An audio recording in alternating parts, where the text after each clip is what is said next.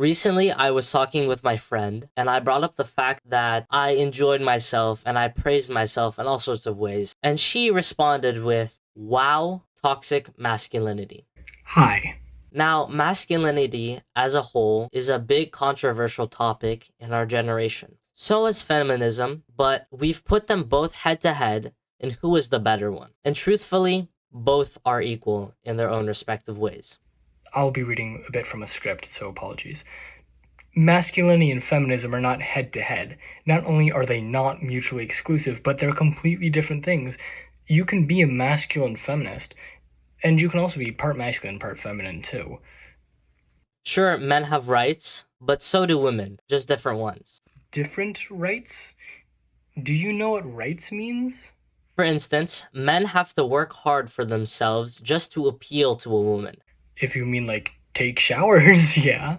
You should be a competent human being. Otherwise, not really. Each woman has their own taste because they are autonomous people. Women can be the ones that first express interest or make the first move in a relationship. I speak from experience. It's baffling that you don't consider that women have preferences the same way most men do. The idea that your main job is to provide is a product of the patriarchy, not the hive mind of women. Men hold men to this standard of providing. It's how Andrew Tate makes teenage boys feel insecure. While some women may only have this mindset when looking for people, you shouldn't need to be manly to be loved. You should have someone who genuinely likes you, not dependent on what you provide. But a woman just has to look good, and she gets tons of DMs from multiple guys asking for her. Next time a female friend of mine wishes more people were interested in her, I'll just tell her to look better. I'm sure she'll easily be able to pull the switch from nobody likes me to I have loads of creepy men in my DMs with my advice. And you said that's a privilege for women, right? I find it interesting, though, how people in this generation have normalized others being toxic to themselves, but when people praise themselves just like me, that's labeled as toxic masculinity. It's not only okay to have a decent self esteem, but important as long as you're not cocky. Almost everyone is way too harsh on themselves, and complimenting yourself is self care. I think you're confused as to what toxic masculinity is, though, because it's not priding yourself on things.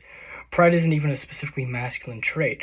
The only way this makes sense is if you praise yourself for, say, having not cried in a long time. In that case, you're a victim of toxic masculinity and are perpetuating it and should reconsider why you value such actions so highly.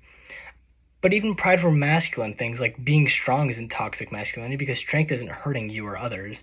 And if you start talking about how kind and caring you are, that's not toxic masculinity, but it is masculine because you're being a dick. Masculinity, as a whole, is something that has been normalized to be a bad thing. No, go ahead, be masculine if that's what feels right to you. I just don't think you mean masculine here. I think you mean something else. In TV shows, let's say anime, I don't really watch it, but anime, there's this guy, the main character, this badass dude, Giga Chad, can fight anyone. But as soon as he sees his wife, he turns submissive, especially when she is mad. It really saddens me the fact that we can't even speak about this. Okay, you're mad that husbands feel forced to submit to their wives at times out of fear for their safety, and they can't speak out about it, and no one is helping them? You'll never guess what women have been going through for like ever. But seriously, submitting here is probably a natural response, but I agree it's not a healthy one. Unless this anime guy is okay with being treated this way, he should stick up for himself, talk to her, or leave the relationship. Sticking up for yourself isn't toxic masculinity. It's the reasons and the way in which you resist this treatment that determines if you're being toxic or, in some cases, even abusive. Can't even speak about it because otherwise people get shut down. If I were to say right now that men should be the sole provider in a household and the woman should stay home, take care of the kids, take care of the house, everyone would be flaming me. Last long response, I promise. So I misread you. You empathize with this character because you're scared to feel emasculated when a woman has power over you. I'm going to say right now that there's nothing wrong with settling into a lifestyle where you make the money and she takes after the kids. As long as both of you want that, good for y'all. But don't tell me what I should do.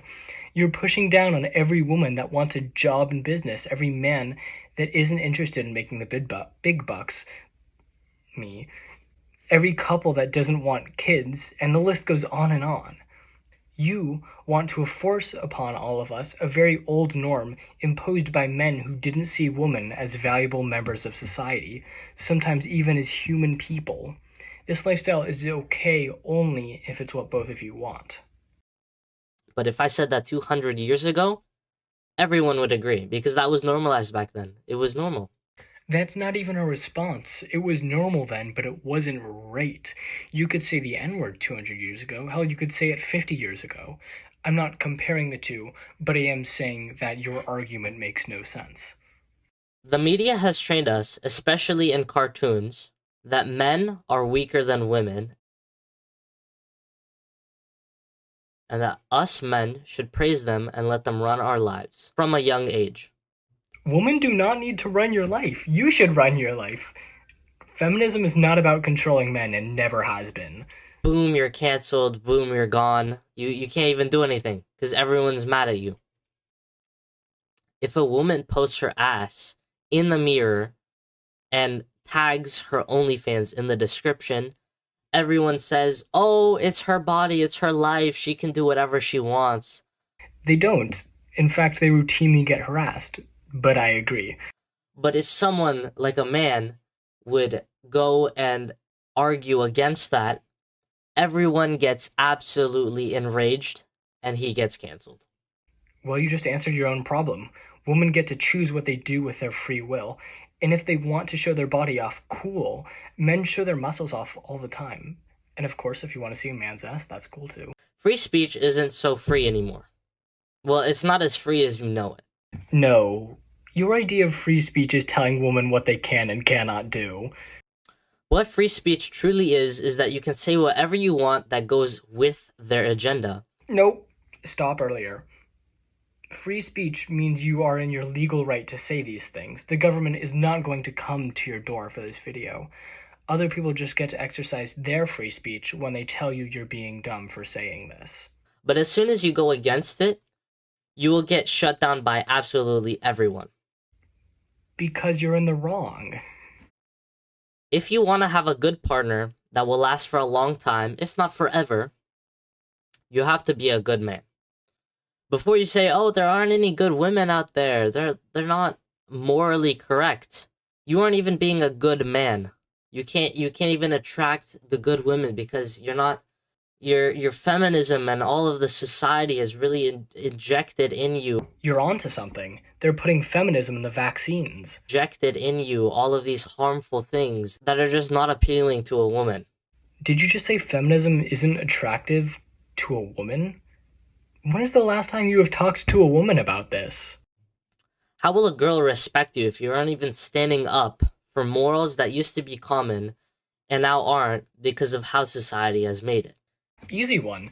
They'll instead respect me for letting couples do what they goddamn want. If any of this offended you, good. I'm not offended, you just look dumb.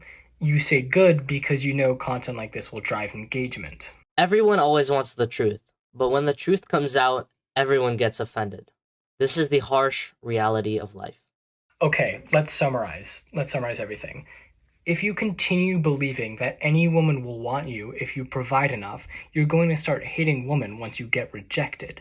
And if you keep telling the women that like you that they must bear children and can't pursue a job of their own, or ever make themselves feel powerful or heard, while simultaneously gloating about how amazing of a person you are, you'll become a misogyny-ridden, abusive partner on the world's most dangerous ego trip. And if you keep these beliefs you have with you right now for the rest of your life, do some woman in this world a favor and don't date.